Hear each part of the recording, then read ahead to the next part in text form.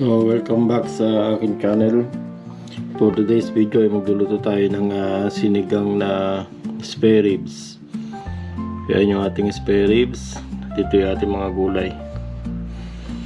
Meron tayong talong,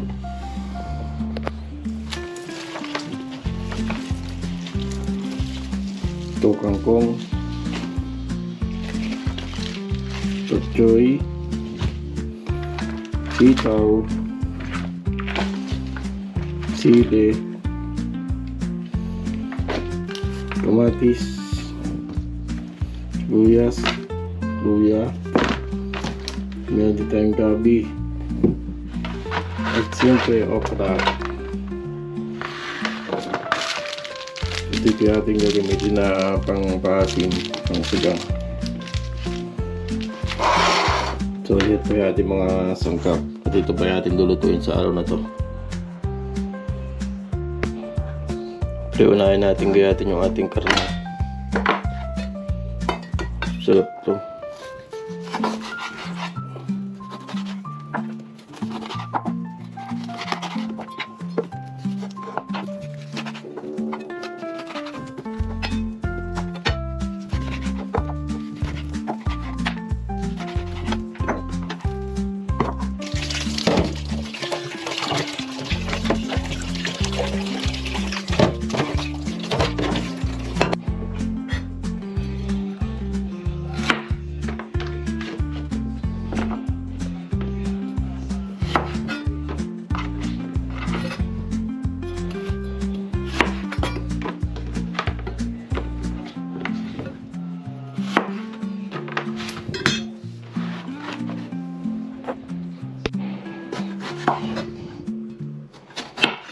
So, gayatin natin yung ating talong.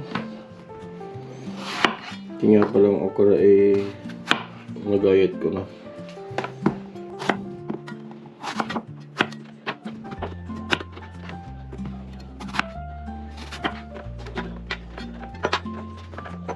Tingnan natin itong sili.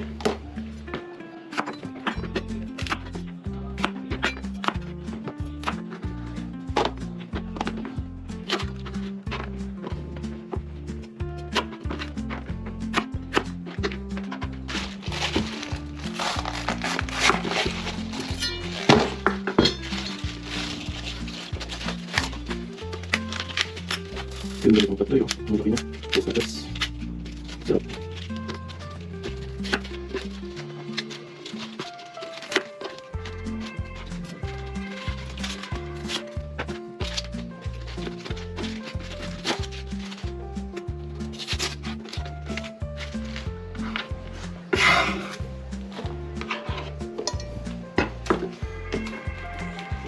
Siyempre, sunod natin itong sitaw.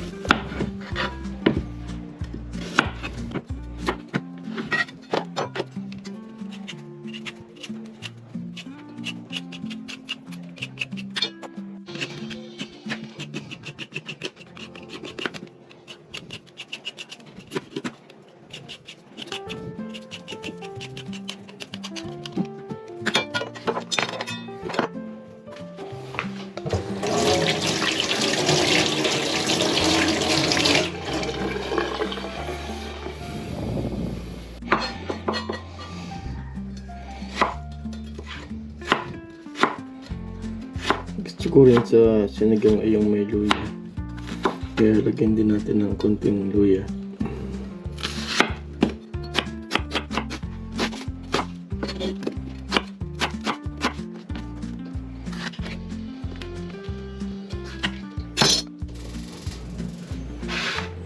So yan po, na-prepare na natin yung ating mga gamit.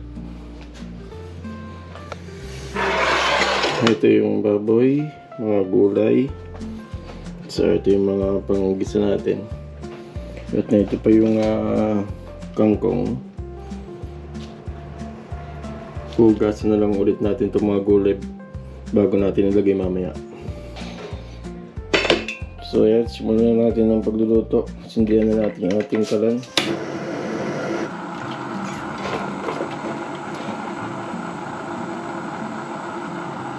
Gisa natin ng konti yung karne kasi mas gusto ko rin yung ginigisa ng konti bago mo siya ilaga.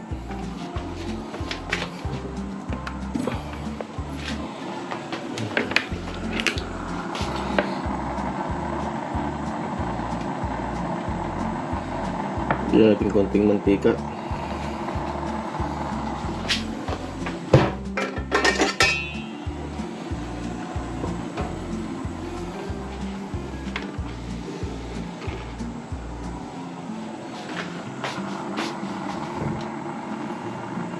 Unahin natin itong sibuyas at luya.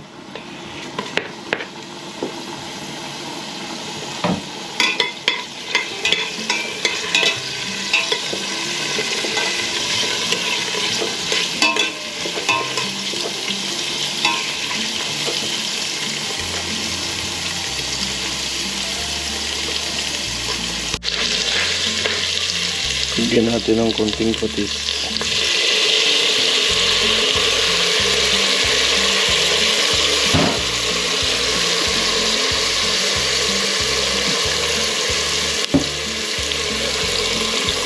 Paminta.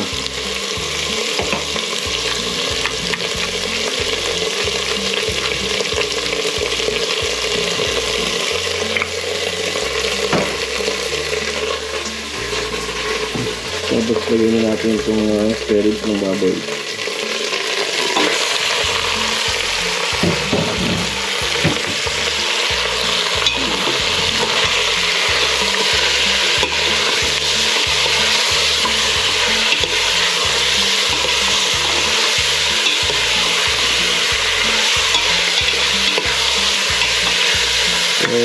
Kaya alam muna natin siyang mag-isa.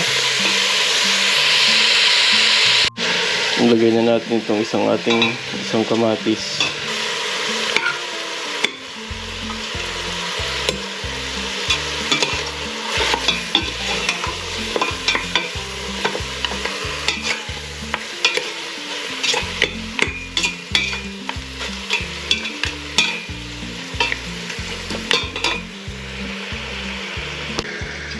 So, takpan po muna natin para siya po maluto. Habang hinihintay natin yung karne maluto, ginigisa natin. Higasan muna natin ating bigas. At kukunin po natin yung pangalawang hugas bigas at yun po yung ating pangsasabaw para masarap. Medyo lalapot yung kanyang sabaw kapag ginamit niyo yung hugas bigas.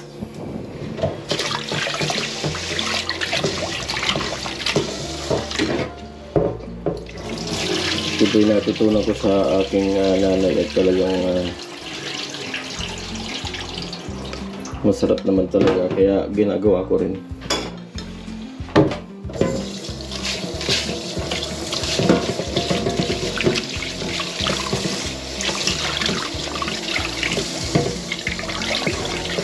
Shout out nga po pala sa mga taga-Talangan, mga kababaryo ko, mga kababayan ko sa Nagkarlan, mga kababayan ko nasa Pilipinas dyan. Kamusta po kayo?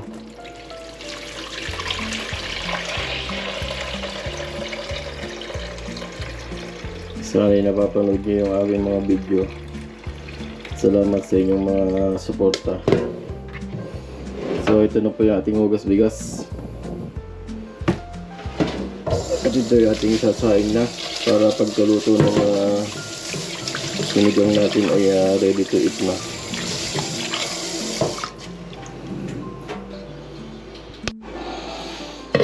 Yung ating isalang na sa ating rice cooker.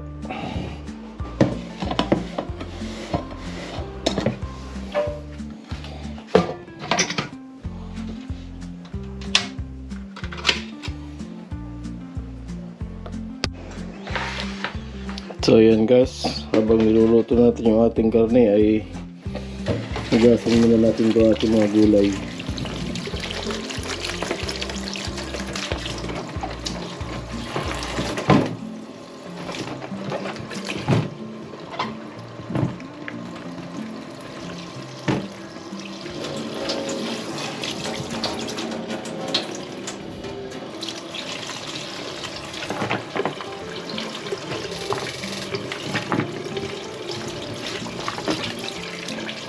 Siyempre uunahin natin yung mga matatagal maluto. Hindi naman natin pwede pagsabay-sabayin to kasi mabilis lang maluto yung kangkong, sili at saka itong patkoy. Kaya nag-wait na lang natin maluto yung karne bago natin nilagay itong ating mga gulay.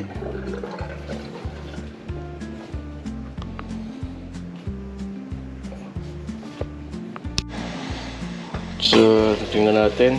Ayan, nagkuluan na. Wari ko ito pwede nang sabawan.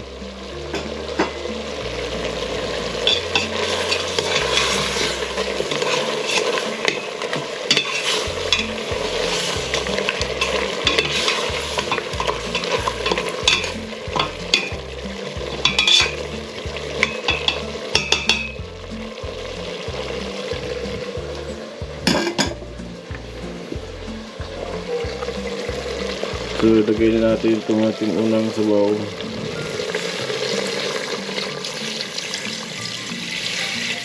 Ito po yung hugas bigas.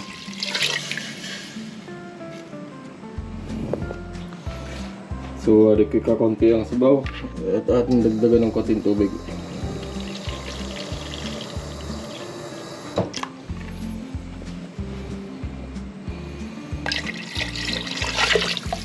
Yan. Takluban muna ulit natin at hintayin po natin siyang malabog. So, tingnan natin kung nalabog na yung ating karne. Siguro naman po ito medyo labog-labog na.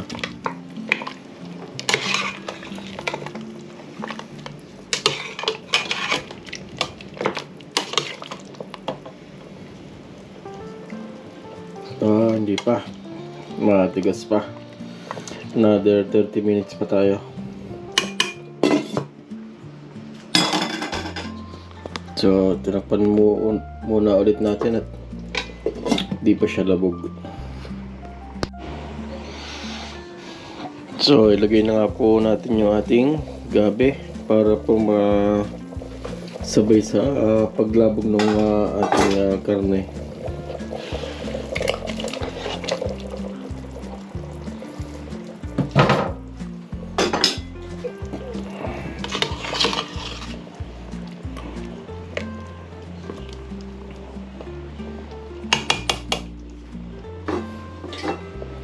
Takpan muna ulit natin.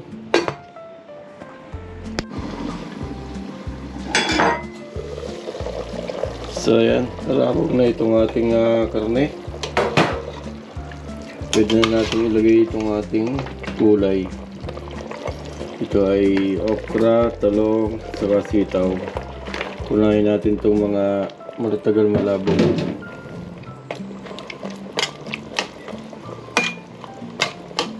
So pagkalagay natin ay pwede na ulit natin takpan muna.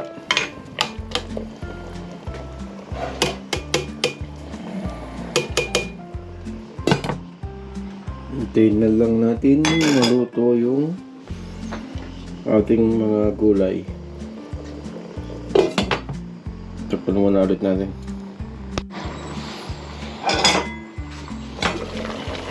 So naluto na yung ating unang inilagay na gulay. Lagyan na natin itong ating sili.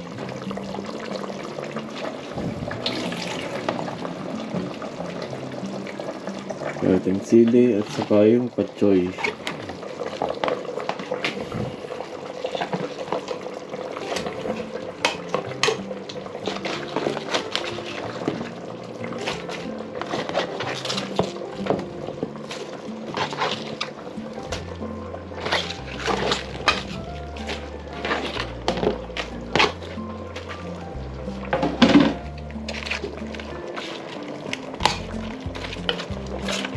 Huwag natin para mabilis siya maluto.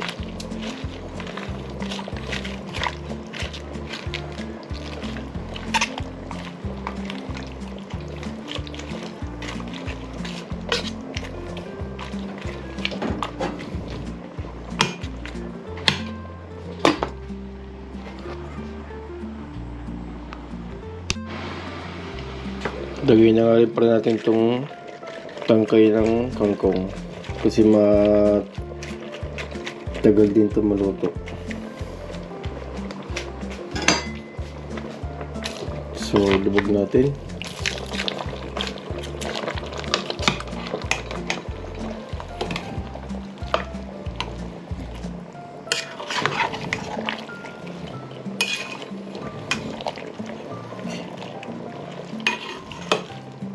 Sarap nito at maraming gulay. Gusto ko sa sinigang yung maraming gulay, lalo na kumpletong gulay. May labanos, may puso ng saging. Yun ang mga gusto ko. So yan, naluto na po yung ating gulay. Ito po yung ating lalagay na pangsigang. Ito po ay gawa din sa Pilipinas. Yung paasim na sinigang sa sampalok. Lagay na po natin.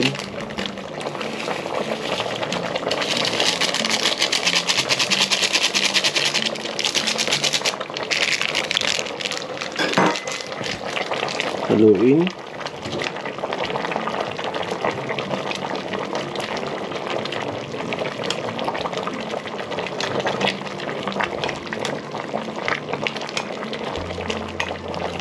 Kailangan po haluin natin mabuti siyempre para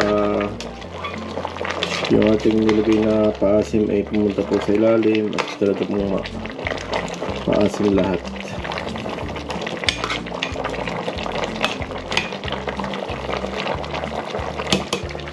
Pwede na rin natin ilagay itong ating kangkong. Yung dahon ng kangkong yung mga mabilis maluto.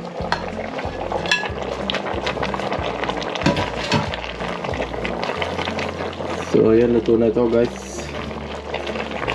Pag naluto itong kangkong ay sigurado pong ito luto na. At pwede na po tayong kumain.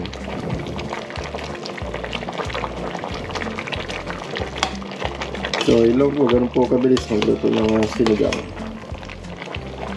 Ayan po, luto na po ito.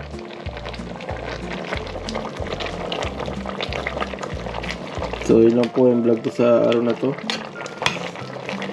Salamat sa inyong panonood at sana po ay yun yung nagustuhan ang aking sinigang na